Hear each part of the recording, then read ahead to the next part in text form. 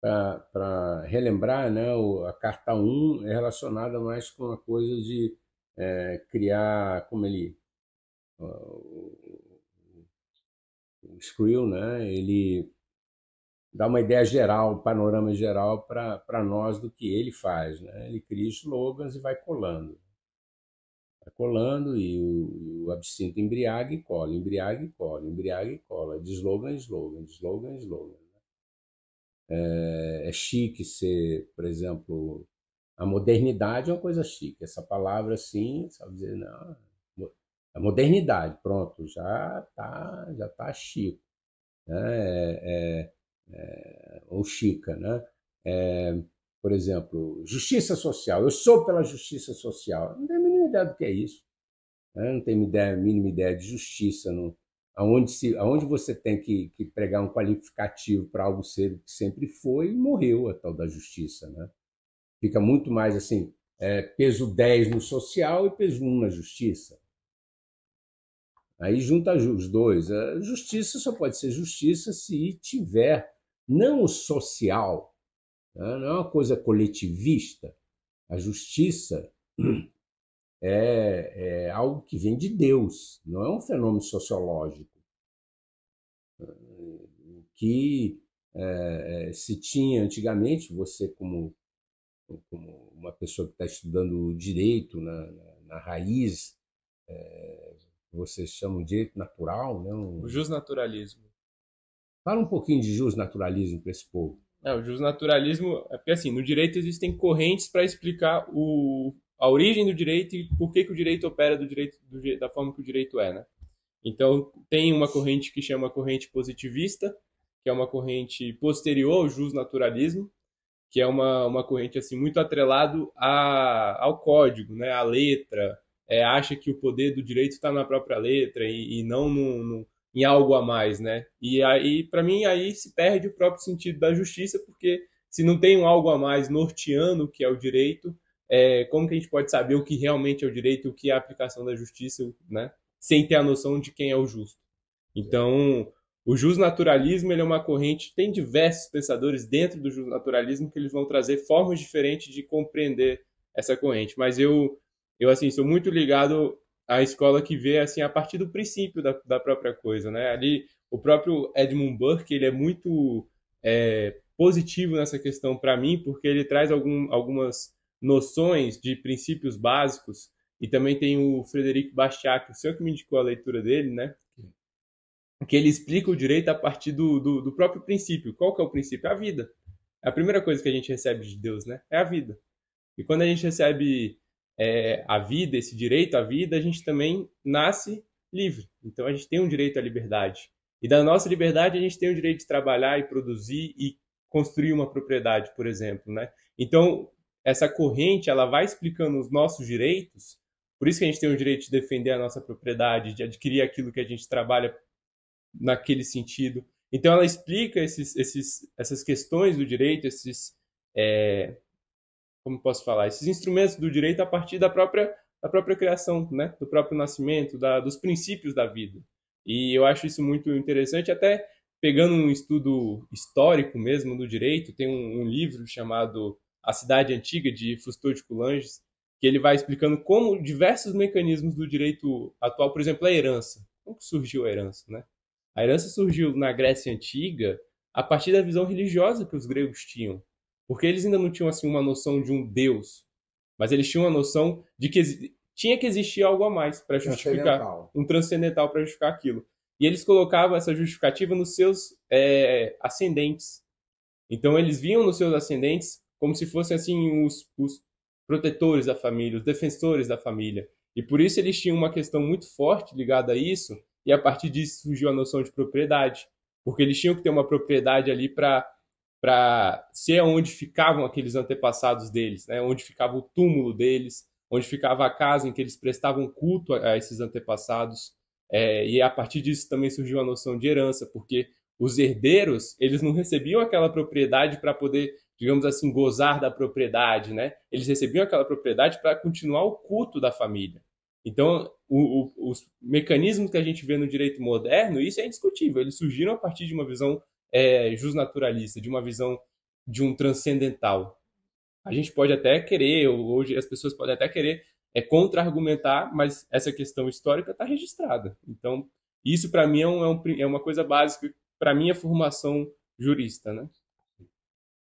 Tá. Então, a segunda carta foi, então, essa dos vizinhos da igreja, né? Ficar botando slogans nos vizinhos e não ver o transcendental.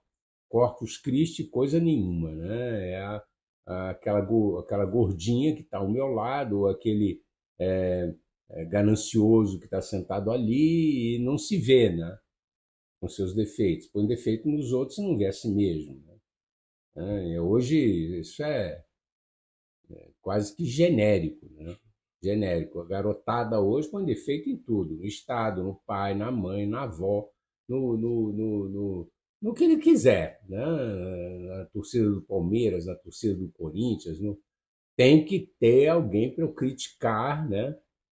Até eu brinco, né, que o Descartes, né, começou penso logo existo. Aí veio o Kant, né, que é assim, critico logo existo. Teoria da razão crítica, né? Veio Kant. Critico, logo existo. Né? Aí deu um passinho mais rumo ao inferno, aí chegou o Nietzsche, né? Aí a barra pesou, nego, logo existe. Nego. Porque Kant não era nego, logo existo. Ele acreditava, só que ele criticava. Mas tá? tinha os princípios da metafísica. Tinha. Aí entrou o Nietzsche, que é o nego, logo existo. Aí ficou chique negar. Isso tudo é screwtape. Aí tu vai ver o que era o Nietzsche. O Nietzsche era um pobre coitado que tinha uma enxaqueca terrível, por isso que ele escrevia com aqueles aforismos, porque ele não conseguia escrever muito, porque ele é um enxaquecóide desde criança. Ele tinha uma enxaqueca chamada terebrante. Então ele tinha que negar alguma coisa, o cara vivia com uma dor agudíssima. Né? Aí deu um passinho mais ao rumo ao inferno. Né? Aí podemos colocar alguns pensadores, mas eu gosto de colocar o Marcuse, né, da Escola de Frankfurt, né, que é assim é um pouco mais fundo do que o Nietzsche, porque ele une o nego logo existe com o sexo. O sexo é libertador. O livro Eros e Civilização é impressionante. Eu brinco com as pessoas que é o seguinte, ele vai servindo no texto dele, quando você lê, ele vai servindo assim geleia de morango. Ele parece um cristão. Aquele livro um dia a gente vai ler para o povo. Ele vai servindo como se fosse um cristão. Né? Ele acredita na Gênesis, ele acredita no pecado mortal, ele acredita em toda essa conversa. Né? Aí ele vai indo, pô, esse cara é um cristão e tal, a Escola de Frankfurt. Né? E vai servindo geleia de morango. Daqui a pouco ele dá ali uma geleiazinha de, vamos dizer aqui, vamos usar aquela frutinha amarga, a jurubeba. Aí ele põe um pouquinho de geleia de jurubeba, que é horrível. Aí daqui a pouco menos geleia de morango, mais jurubeba, daqui a pouco só jurubeba. E no meio, ele coloca a maldade. Ele coloca o seguinte, em suma, né? A humanidade está na situação que está, de ser pecador e tarará, porque pecou sem consciência. Para conseguir resolver esse enigma do pecado original, isso ele contando para os cristãos, tem que pecar consciente. O que o Senhor, Deus, quer de nós, é que a gente deixe a inconsciência pela consciência. Quer dizer, cai de boca consciente, manjou? É o Marquise, né? Então é assim, me depravo, logo existo. Me depravo, logo existo. Aí tem Saul Alinsky, tem o Gramsci, tem o Saul Alinsky, tem uma rapaziada mesmo, né? O Saul Alinsky ele já pega e assim deixa claras as intenções no começo, né? Porque ele já faz aquela dedicatória, né? Faz a dedicatória. Ele é o mais assim peito aberto. Mas aí depois de muitos outros que não foram dizendo realmente, né? Se disseram nas entrelinhas. Mas vamos lá. E aí agora na carta 3, que é freudiana, vamos dizer assim. Vamos lá.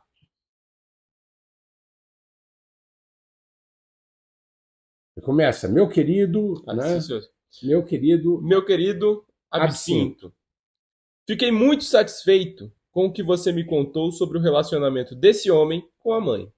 Mas você deve tirar vantagem disso. O inimigo irá trabalhar de dentro para fora, gradualmente corrigindo a conduta do paciente cada vez mais pelo novo padrão. E pode ser que ele mude o seu comportamento em relação à senhora idosa a qualquer momento. Seria bom que você entrasse em cena antes. Mantenha-se em contato íntimo com o nosso colega maldadiposo. Você sabe como que era a tradução Eu não dele? sei a tradução. Põe aí para a gente procurar qual era maldaditoso, era um outro sobrinho também, né? Um outro diabinho, né? É. Nosso colega maldadiposo, que está encarregado da mãe. E construam um hábito consistente de irritação mútua, de pequenas azucrinações diárias. Os seguintes métodos são de grande ajuda. 1. Mantenha a mente dele focada na vida interior. Ele pensa que a sua conversão é algo que ocorreu dentro dele e que sua atenção, por isso mesmo, está voltada para os estados atuais do seu próprio espírito. Ou, antes, para a versão muito expurgada deles, que é tudo que você deve permitir que ele veja. Encoraje isso. Mantenha a mente dele longe dos deveres mais elementares, direcionando-a para os mais avançados e espirituais. Agrave essa característica mais humana, mais útil de todas, o horror e a negligência ao óbvio. Isso aí isso aí é uma pérola. É uma pérola isso aí. É difícil de entender, né? É difícil de entender, porque o cara fica num estado. Isso muito a psicologia moderna é assim, né? Eu estou me descobrindo, né? A psicologia moderna é muito disso, né? Eu estou me descobrindo, então escarafuncha cada vez mais aquele trauma e fala daquele trauma, e ele está melhor porque ele está escarafunchando o trauma. Olha aquilo que a gente falou do circuito cerebral. Né? Aí aquilo abduz, aquele circuito cerebral abduz. E ele tem, isso foi incutido, Freud, um gênio, de que eu fazendo isso, eu estou evoluindo.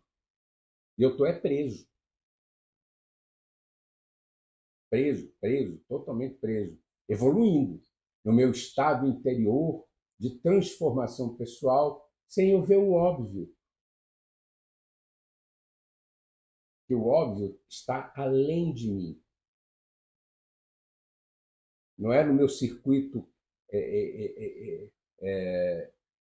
egóico, não é na minha egolatria, na adoração do meu ego, que eu vou encontrar a solução. Porque as pessoas que ficam abduzidas tentando resolver o seu ego pelo próprio ego, elas só estão aumentando o problema e começam a ter um estado de egolatria, que é a adoração pelo ego, mas do lado negativo. E ficam escarafuchando seus defeitos. E pagam para isso. E pagam bem para isso.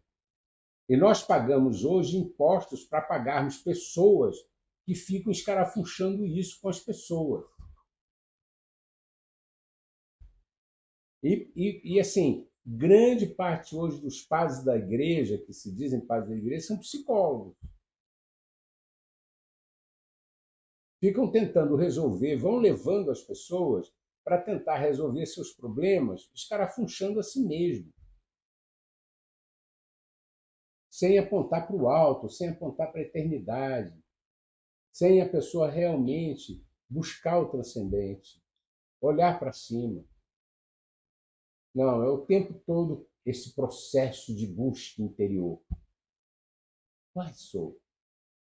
Entendeu o jogo? Uhum. É como diz o Dr. Sigmundo no livro primeiro livro dele, né? Interpretação dos Sonhos. Né?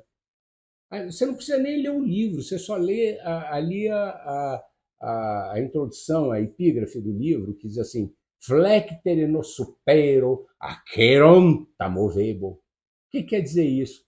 Se os poderes superiores me ignoram, os poderes infernais moverei. Olha o seu Sigmund. Ele sabia que tinham poderes superiores, mas os poderes superiores ignoravam ele. Ele queria o quê? Ele queria poder. Ele queria fama, sucesso, poder, dinheiro. Os poderes superiores não vão fazer isso. Se os poderes superiores me ignoram naquela busca dele, né, os poderes infernais moverei. E moveu. Bicho, ele não enganou ninguém. Ele não enganou ninguém. É que o povo não vê o óbvio, não vê. Eu não preciso ler a interpretação dos sonhos que eu tenho aqui para ver o que ele vai me passar, querer me passar a lábia. Né? Ele é um prestidigitador da palavra, né? É isso aí. Se eu for interpretar um sonho teu, se eu quiser, eu interpreto do jeito que eu quero. Te levo para o inferno. Né? E arrumo um jeito de te colocar no final que tu queria ir para a cama com a tua mãe. Quero dele.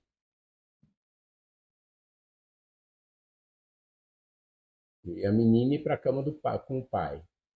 O desejo, a libido dominante da alma humana. Vamos lá, que o trem tá ficando bom. Você deve levá-lo a uma condição em que ele possa praticar o autoexame por 1 hora, sem descobrir nenhum desses fatos sobre si mesmo, que são perfeitamente claros para qualquer um que já viveu na mesma casa que ele ou trabalhou no mesmo escritório. É porque olhar o óbvio do outro é muito fácil. Muito fácil. Sem dúvida, é impossível evitar que ele ore pela mãe, mas temos meios de tornar essas orações inócuas. Essa parte para mim é muito boa. Certifique-se de que elas estejam sempre muito espirituais, entre aspas. Que ele sempre se preocupe com o estado da alma da mãe dele e nunca com o reumatismo dela.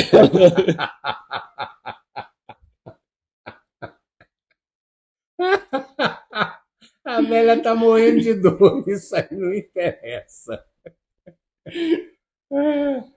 Há duas vantagens nisso.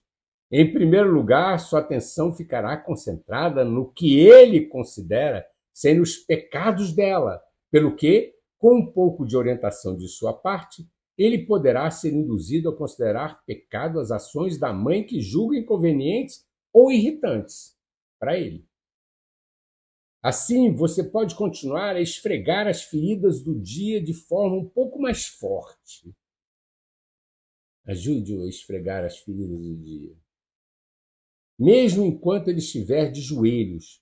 A operação é muito fácil e você vai achá-la bastante divertida. Ele fica ali se comiserando. Tanto naquela igreja antiga que sentava ali e ficava meia culpa, meia máxima culpa e se comiserando de si mesmo e achando que estava evoluindo e que estava perante os olhos de Deus. Ele estava servindo o diabo. Ele estava servindo o diabo.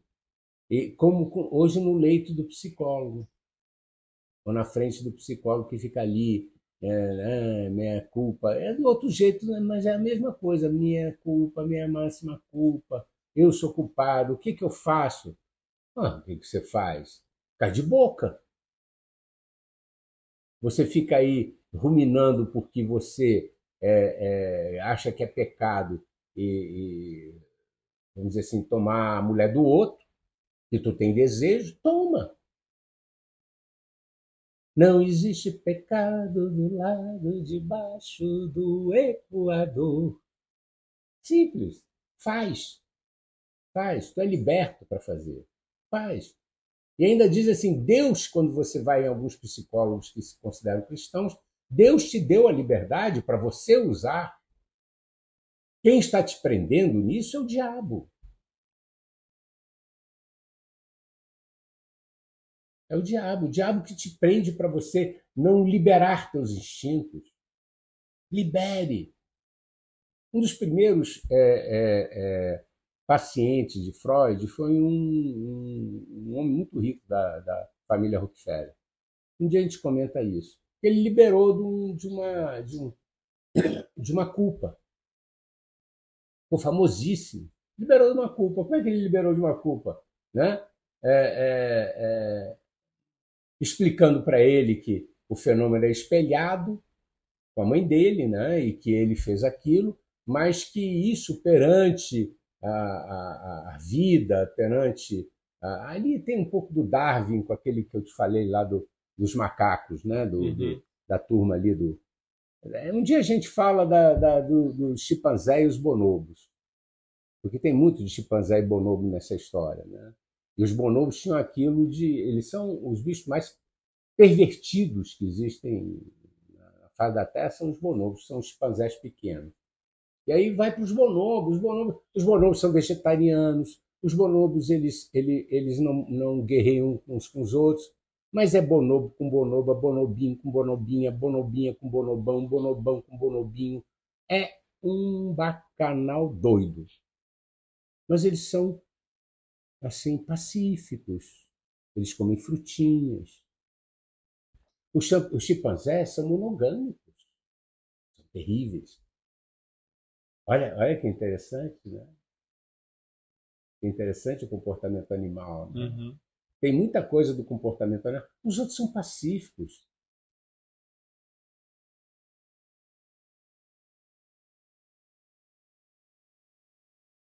Coma frutas, caia na esculhambação, salve o planeta e você será feliz.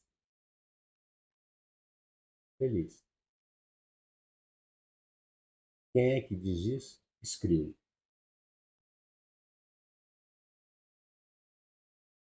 E sexo é bom, né, mano? Cá pra nós, né? É bom pra caramba. Agora, sexo, para ser de Deus, tem que ter ordem. Se não tiver ordem, não é de Deus. É esculhambação, é outra coisa. Vamos lá. É tu. Em segundo lugar, já que as ideias dele sobre a alma da mãe serão muito rudimentares e muitas vezes errôneas, ele estará, até certo ponto, orando por uma pessoa imaginária. E a sua tarefa será tornar essa pessoa imaginária todos os dias cada vez menos parecida com a mãe real. Olha que interessante. A senhora idosa... Ele trabalha no imaginário. Desviando, né? A oração ali não vai atender a mãe. Não vai atender a mãe. Vai atender a mãe imaginária. A senhora idosa, de língua afiada, à mesa do café da manhã. Com o passar do tempo, a divisão que você causou entre eles será tamanha que nenhum pensamento ou sentimento de suas orações pela mãe imaginária alcançará ou servirá de ajuda à mãe verdadeira. Eu já tive tamanho controle sobre alguns de meus pacientes, que era possível fazê-los levantar da oração pela alma da esposa ou do filho para ir bater na esposa ou no filho reais, ou mesmo insultá-los sem o menor escrúpulo. Interessante, né? O domínio dele, né? Ele na imaginação, a mãe na imaginação do cara, a esposa, o filho estavam atendidos. Aí ele levantava, ia lá e na vida real esbofeteava, fazia o que quisesse. O imaginário estava dominado. Quando dois seres humanos vivem juntos por muitos anos, é comum que cada um adquira tons de voz e expressões faciais que são quase insuportavelmente irritantes para o outro. Explore bem isso. Faça-o ficar prestando atenção nas sobrancelhas erguidas da mãe, que ele aprendeu a detestar na infância, e faça com que ele fique refletindo sobre o quanto isso o aborrece. Faça-o partir do pressuposto de que ele sabe o quanto isso é irritante e que o faz para irritá-lo. Quer dizer, que a mãe faz para irritá-lo, levanta a sobrancelha para irritar ele. Se você souber fazer o seu serviço direitinho, ele não notará a imensa improbabilidade de sua exposição. É claro, nunca o deixe suspeitar de que ele mesmo tenha tons caras e bocas que também são capazes de irritá-la. Como ele não pode ver ou ouvir a si mesmo, olha, como, quer dizer, ele está dominado, ele não pode ver ou ouvir a si mesmo. Ele está viciado num circuito cerebral. Isso é fácil de conseguir. Na vida civilizada, o ódio doméstico usualmente se expressa dizendo coisas que pareciam bem inofensivas no papel. As palavras em si, nesse tipo de caso, não são ofensivas, mas que, ditas naquele tom de voz ou naquele momento, não estarão longe de parecer um tapa na cara. Para manter esse jogo em andamento, você e o mal adiposo, o mal adiposo, que parece que é o da mãe. É o da mãe. É o da mãe. Devem cuidar para que cada um desses tolos tenham 2 pesos e 2 medidas. Seu paciente deve demandar que todos os seus pronunciamentos sejam tomados literalmente, julgados simplesmente com base nas palavras reais. Ao mesmo tempo, ele deve julgar todos os pronunciamentos da mãe com a interpretação mais completa e supersensível do tom, do contexto e da intenção suspeita. Ele é real, a mãe. Todos os pressupostos dele são reais perante a mãe. E ela deve ser encorajada a fazer o mesmo com ele. Daí a ligação com o mal adiposo, né? Eles trocarem informações. Né? Assim, eles podem sair de toda a briga convencidos ou bem perto de estarem convencidos de que eles são os inocentes da história. Você conhece bem esse tipo de coisa. Basta perguntar quando o jantar ficará pronto, que ela logo tem um chilique. Uma vez que esse hábito estiver bem consolidado, você terá a prazerosa situação em que um ser humano diz coisas com propósito expresso de ofender e ainda assim queixa-se quando é ele o ofendido. Enfim, conte-me algo sobre o posicionamento religioso da velha senhora. Será que ela está com alguma espécie de ciúme do novo fator na vida do filho? Ele se converteu, né? No caso, sentindo-se ofendida pelo fato de ele aprender com outros e tão tarde aquilo que ela acha que deu a ele oportunidade de aprender na infância? Será que ele sente que ele está fazendo muito fuzuê em torno disso ou que ele está aceitando tudo tranquilo demais? Você se lembra do irmão mais velho na história do inimigo, não é mesmo? É uma parábola. Não conheço. É bom pesquisar, né? O irmão mais velho. Sim. Tá? Podemos encerrar por hoje? Eu acho que sim, eu acho que a gente avançou bem, né? Então é isso. Grato aí a todos os ouvintes e voltamos na próxima quinta às 18 horas. Abraço.